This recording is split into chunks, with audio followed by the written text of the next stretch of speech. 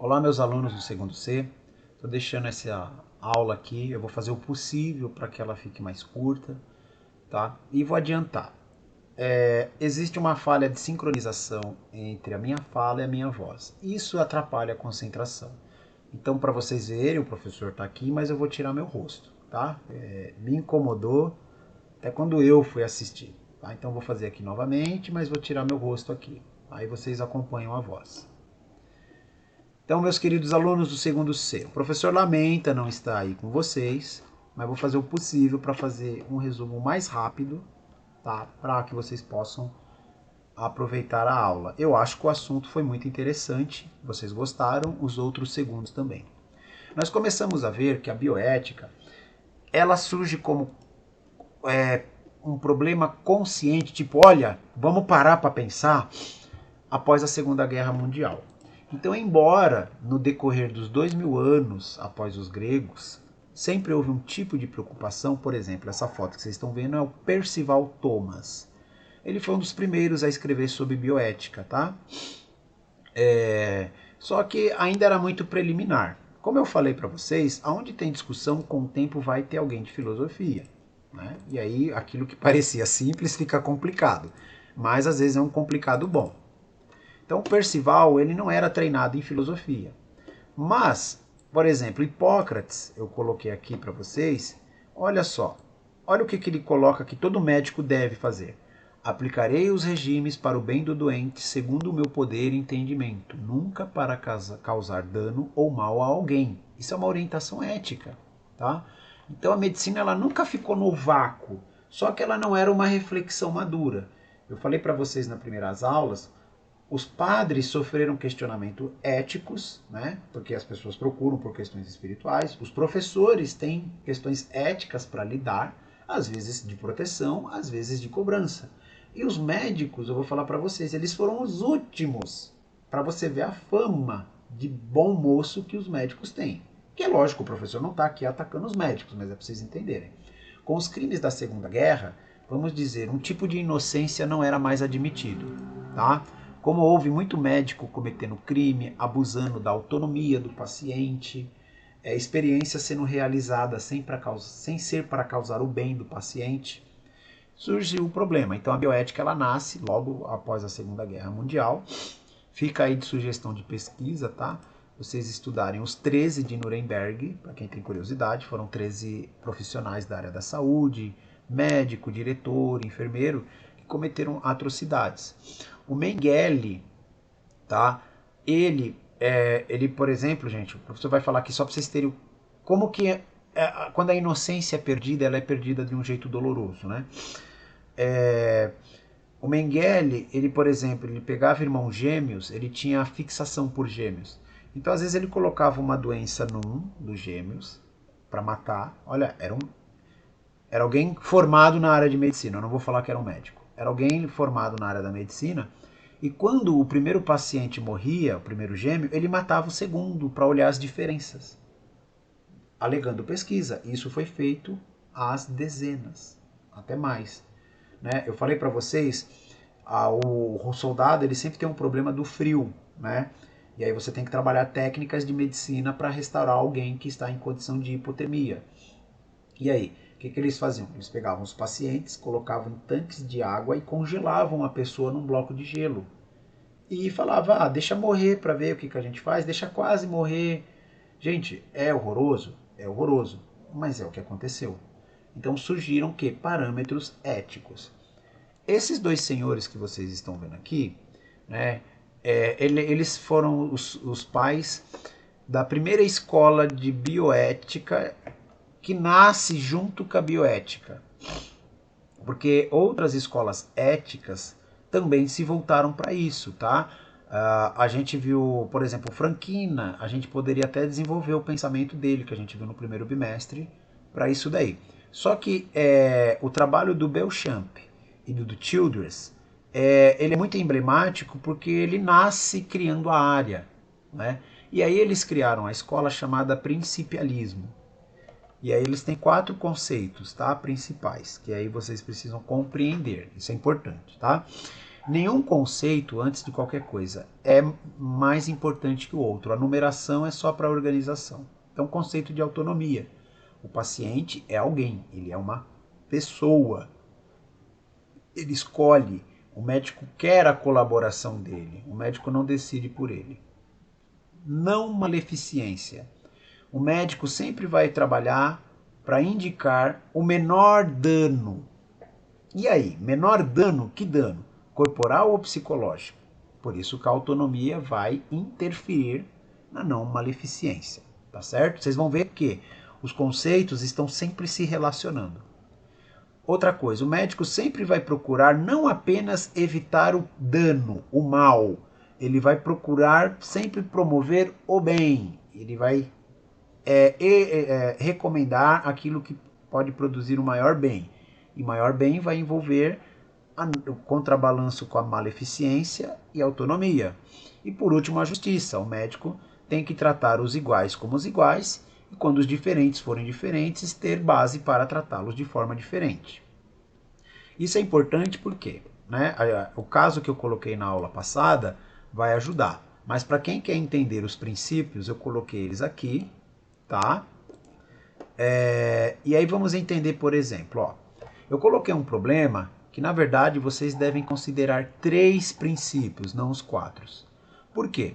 A autonomia aqui ela não aparece, que é para ficar mais difícil. Vocês vão ter que lidar com 2 pacientes que estão inconscientes, eles não podem te falar.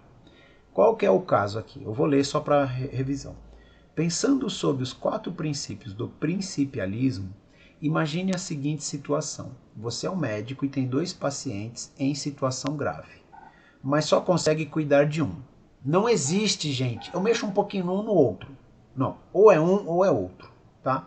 Um é um jovem de 18 anos preso por homicídio. E com o mesmo problema em igual situação, um idoso de 70 anos. Então, justifique qual escolha você como médico, ou qual deveria ser a escolha do médico. Vocês não têm que desenvolver problemas de medicina. Eu sei que vocês não são formados em medicina, nem eu. Mas é para vocês perceberem como que você vai trabalhar para quem você acha que você tem chance de produzir o menor mal ou o maior bem. Aí quero comentar a resposta do Douglas. O Douglas comentou, eu cuidaria do paciente com 18 anos, porque a situação dele de ter problema com a justiça não me justifica, ó, justiça, não me justifica não tratar dele. É lógico, eu achei a resposta do Douglas muito boa, mas, por exemplo, aí já fica de conselho para os demais. Douglas, o professor está te elogiando, tá? Mas é só uma recomendação. Precisa considerar a não maleficência. Seria produzir menos mal cuidar do jovem? O primeiro princípio já justificou, entendeu? Seria produzir mais bem? Assim, daria para produzir o maior bem para esse e não para o outro? A resposta de vocês tem que envolver a consideração dos 3 princípios, tá certo? Feita aqui a pequena revisão, o tópico da nossa aula é o quê? Melhor interesse, tá? Então eu não sei se o Denilson tá aí, mas vamos aqui imaginar o seguinte caso. O Denilson é casado, aí ele tá voltando para casa, bate o carro, bate a cabeça, fica vegetal, não pode mais falar e a situação dele é grave, tá? Mas é possível tomar algumas ações com consequências. A mulher dele chega lá no hospital na mesma hora que os pais do Denilson. Só que a mulher do Denilson e os pais do Denilson se odeiam e não se conversam. Quando o médico chega para tomar decisão, quem que ele deve ouvir? Quem vai ser capaz de ajudar na escolha do melhor interesse do paciente?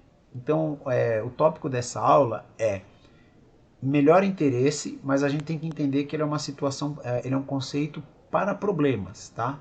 Então, quero lembrar aqui para quem esteve na primeira aula e para quem não esteve, vocês vão dar respostas diferentes, mas vocês vão saber argumentar através dos conceitos que vamos trabalhar. Então, vamos considerar primeiro a situação mais simples, tá? Um paciente que está acordado e é competente, tá? Então, como que o médico procura o melhor interesse? Só um minutinho. Então, como que o médico procura o melhor interesse, tá? Em primeiro lugar, o médico não é pai do paciente. Ele não tem autoridade sobre o paciente. Sempre tem que haver uma relação de dignidade e respeito. Isso envolve autonomia. Ó. Então o médico não é um tipo de pai e nem o paciente é uma oportunidade de testes. Tudo bem? Tá? É uma pessoa e assim deve ser visto. Segundo ponto crucial: consentimento informado e competente. Vamos aqui imaginar o João tá lá trabalhando, aí recebe a notícia com o filho dele. O filho dele é o João. Aí ele fica sabendo, o João Vieira, né? O João pai fica sabendo que o João filho se machucou, tá internado, tá inconsciente. O caso é grave, pode morrer, mas pode ter um procedimento cirúrgico muito intenso no corpo. E aí, vamos aqui imaginar que o João Procópia é analfabeto. O professor está dando esse exemplo para vocês saberem que o médico encontra essa situação. E aí a situação do João Vieira é complicada. Pergunta para vocês refletirem. O médico pode considerar o pai como incompetente, como alguém incapaz de decidir pelo outro, por ser analfabeto?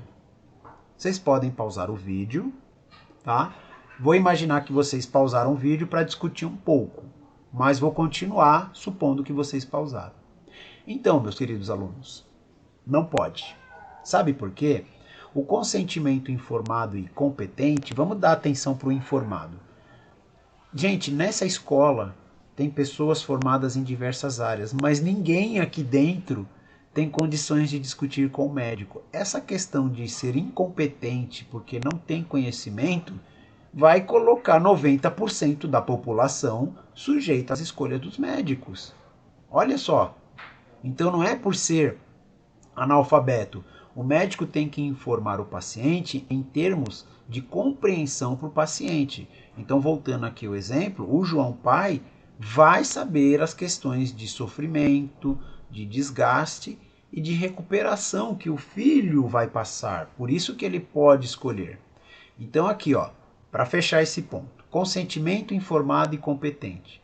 O paciente deve ser informado de modo compreensível sobre as escolhas. Entendeu?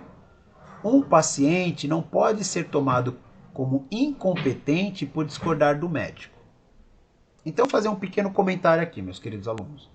Questões de religião ligada à medicina. Agora vocês entendem que é uma questão médica, de ética médica, o respeito. Eu vou comentar, tem um caso, o professor não quer expor ninguém, mas, por exemplo, sempre quando acontece, é notícia. Você tem, por exemplo, opções religiosas que não fazem certos procedimentos médicos. Por quê? Às vezes você fazer o procedimento médico leva a pessoa a uma infelicidade tão grande que era melhor não ter feito. Pode parecer absurdo, mas no segundo A foi comentada a questão da remoção da mama diante do câncer. É uma escolha muito difícil. Tem mulheres que preferem não tentar a quimioterapia, mas elas não querem sofrer isso no corpo. Não estou falando nada que seja motivo, nossa, as pessoas não querem. Por quê? Você não é meramente um corpo a ser restaurado. Você é uma pessoa que tem uma compreensão de dignidade e significado na sua vida. Então isso mostra que a situação do médico ela tem uma complexidade que não tem resposta fácil, mas tem princípios orientadores. Tudo bem? Dito isso, gente, a ideia é vocês entenderem a importância da autonomia, tá? O professor está dando um enfoque aqui, ó. Vamos voltar à autonomia, tudo bem? Mas vamos entender, a medicina ela não é uma relação somente de médico e paciente, né? De uma pessoa com outra. Vamos entender aqui duas coisas. Caso vocês não saibam, nós podemos dividir a medicina para nossos propósitos em medicina terapêutica e medicina preventiva. O que é medicina terapêutica? É a parte da medicina que cuida do problema, que age no paciente para restaurar sua condição normal. Então, quando vocês vão no posto de saúde, o que vocês vão ter que pegar aqui? A medicina terapêutica, ela sempre tem urgência, porque o problema já existe.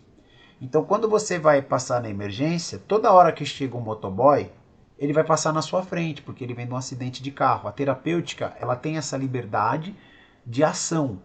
A medicina preventiva é a parte da medicina que evita o problema de saúde, que busca impedir seu surgimento. E aí vocês vão ver uma diferença muito grande, tá? A medicina preventiva, ela tem como marca o convencimento. Ó, se na medicina terapêutica, por exemplo, vamos aqui imaginar, a Nicole pediu para usar ela de exemplo. Então a Nicole quebrou a canela dela, tá grave, tá machucada. E aí? Dá para ficar escolhendo? Não, o médico tem que agir, é uma questão terapêutica, tem que restaurar o bem. Agora, quando pego e falo assim, olha, usa esse equipamento, é melhor, né? É para evitar o surgimento do problema. Então você explica para a pessoa. Para dar um exemplo, a questão com o cigarro. Tem um ponto de medicina preventiva que é o quê? Convencer as pessoas a deixarem de fumar. Isso evita um problema. Tudo bem? Guardem essa diferença. Medicina terapêutica, ela tem um poder de ação pro médico para agir, porque tem uma urgência. A medicina preventiva, como ela trabalha para evitar o surgimento, não existe a urgência. Então ela trabalha através do quê? Da conscientização e convencimento. Mas o professor quer lembrar uma coisa. Eu acredito que vocês escovam os dentes. Ou pelo menos as máscaras têm colaborado para esconder quem não escova. Vocês não são obrigados a escovar os dentes. Vocês são convencidos a escovar os dentes. Mas vocês não são obrigados por razões médicas, tá? Vamos entender aqui. O que isso tem a ver com o sistema de saúde, tá? Vamos aqui entender. Vocês, meus alunos, eu também, tá? Nós queremos um sistema de saúde que promova uma melhor vida para os seus cidadãos, correto? E aí tem dois conceitos de justiça que vão entrar em cena. Justiça social e justiça distributiva. O que é justiça social? É a questão da justiça, é quando a justiça está equilibrando os direitos de indivíduo com um todo da sociedade, correto? Então, por exemplo, o direito à oferta de serviços se dá com isso. Você procura fazer um esforço social para garantir os direitos do indivíduo, tá? A justiça distributiva é a parte da justiça que vai equilibrar os recursos e gastos. Ela vai cuidar da distribuição. Então vamos aqui entender como que essas partes da justiça se relacionam à medicina preventiva e à medicina terapêutica. Gente, se muitas pessoas deixarem de fumar, lembra, a medicina preventiva, elas são convencidas, a justiça distributiva vai funcionar melhor, porque ela vai ter menos casos de urgência, menos casos de câncer de pulmão, e pode melhorar a justiça social, garantindo melhores direitos de saúde. Perceba que não parece uma questão bobinha, conceitual, mas por que se travou? Vou dar um exemplo que é ligado à saúde, tá? Por que o cinto de segurança é tão importante? Porque na medida em que ele diminui o número de casos de acidente, os recursos médicos podem ser usados para outras coisas. E isso é muito bom. Por dois motivos, eu estou explicando e desenhando a explicação. Por quê? Se você não tem uma pessoa com uma grave lesão, é bom. Menos um problema. E, por consequência, sobra tempo e dinheiro para cuidar de outra coisa. Então é muito bom essa questão de medicina preventiva e terapêutica, você entender como ela se relaciona com a justiça social e distributiva. Nada de absurdo. Só que o sistema de saúde, gente, vamos aqui lembrar, ele não é neutro e nem deve ser, tá? Vou comentar aqui um caso. Por exemplo, a distribuição de preservativos, tá? Quais são as defesas éticas para você distribuir preservativos? Prevenir DSTs, entendeu? Agora, vocês são obrigados a usarem os preservativos? Não, vocês são convencidos, é ofertado, é elogiado o uso, utilizar desse recurso, tá? Prevenindo DSTs, mais pessoas com saúde, recursos usados para as outras coisas, tá?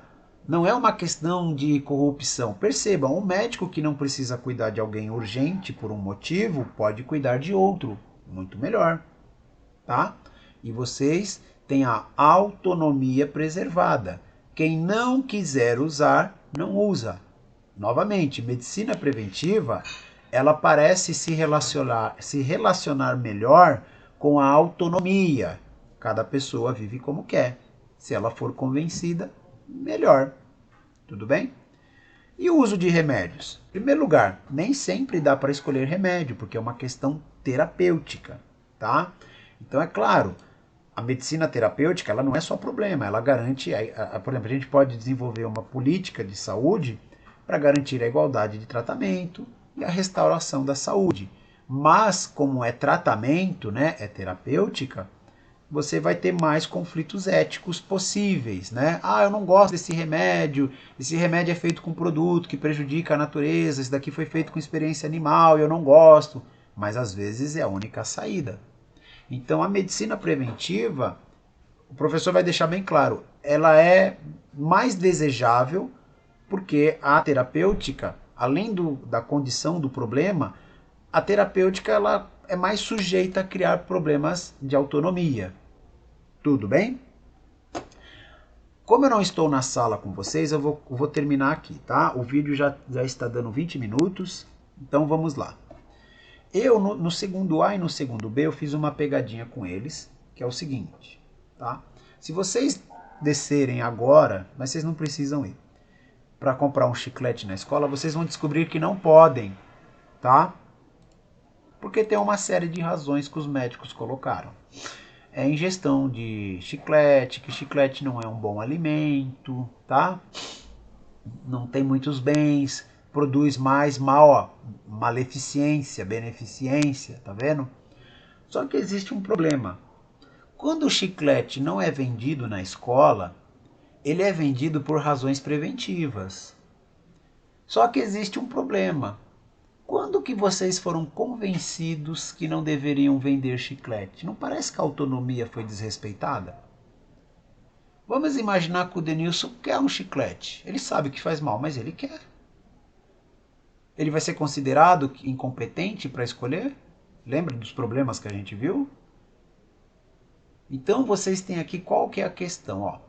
A venda de chicletes é proibida nas escolas por razões médicas. Tem outras, mas tem razões médicas, tá? Considerando essa situação, formule uma argumentação explicando como o melhor interesse foi definido e como a sua postura, que você vai falar como foi, né? É confirmada por alguma das formas de justiça. Esse é o enunciado e agora eu vou começar a trabalhar o enunciado com vocês, tá bom? Então assim, meus queridos alunos, primeiro problema para vocês entenderem. A autonomia de vocês não foi desrespeitada? Sim ou não? Você pode falar que sim, mas falar que era necessário. Por quê? Lembra da justiça social, distributiva, medicina preventiva? Eu vou aqui dar um exemplo de um argumento. A autonomia é desrespeitada, mas é por um bem maior. Tá? Na medida em que você tem menos pessoas com problemas da ingestão de chiclete, né, do consumo de chiclete, a justiça distributiva ganha mais recursos. E isso é um bem na garantia do direito de todos. Todos têm mais recursos disponíveis. Então não é um problema essa limitação na autonomia. Aí alguém pode falar, não. A autonomia do indivíduo pode ser muito significativa. É lógico que o professor está dando um exemplo de chicletes para não entrar imediatamente em situações cabeludas, mas eu vou dar aqui uma situação cabeluda muito semelhante. Por exemplo, existe uma prática religiosa, se eu não me engano, de origem indígena ou ligada a indígenas no Brasil, que eles fazem a ingestão de uma substância que altera o ritmo de batimento cardíaco. Tem todo um procedimento, tem uma dosagem para a pessoa usar. Para quem não sabe, é ayahuasca, tá certo? Só que existe um perigo de morte ali. Por razões médicas, nós não poderíamos... Estou trocando chiclete por ayahuasca. A medicina deveria ou não interferir nisso? Será que para garantir um bem de saúde, nós precisamos que o sistema de saúde interfira nesse tipo de assunto? Obrigar sempre a transfusão de sangue e doação de órgãos para garantir ou não, né?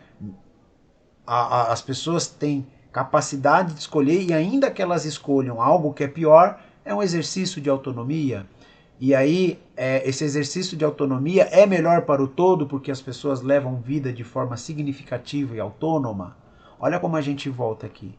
Você pode continuar tendo medicina preventiva, mas nada de forçar. Então o ponto do chiclete ele é muito bom porque, para mim, ele tem um ponto controverso, que aí vocês vão ter que procurar se formular uma argumentação. Me parece que, embora ele é um caso de medicina preventiva, houve uma ação de caráter terapêutico, quer dizer, tem que ser assim, não tem outra opção. E aí vocês devem procurar formular uma argumentação.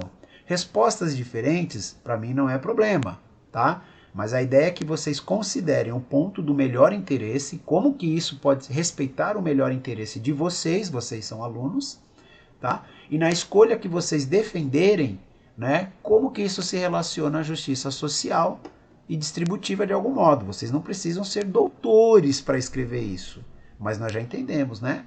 Como que você equilibra os direitos do indivíduo com o social e a questão do uso inteligente dos recursos. Afinal, evitar que pessoas consumam chiclete traz algum bem tão grande? Sim ou não? Tá certo? O professor vai terminar aqui, ficou muito longo, eu peço desculpa. Eu vou voltar, como eu estou terminando, eu vou mostrar o rosto, mas eu sei que fica a falta de sincronia, tá? Então, o professor lamenta não estar aí com vocês. Eu tenho que olhar para a câmera, né? Mas eu vou olhar para a tela do computador, não tem jeito. Às vezes eu vou olhar aqui. Então, o professor lamenta não estar aí com vocês, mas espero que esse vídeo torne mais palatável e sobra quase 20 minutos para vocês discutirem e terem o auxílio do professor que estiver aí com vocês, tá? Muito obrigado. O professor lamenta não estar aí com vocês, mas segunda-feira a gente retorna nesse assunto, tá certo? Curta, se inscreva e compartilhe.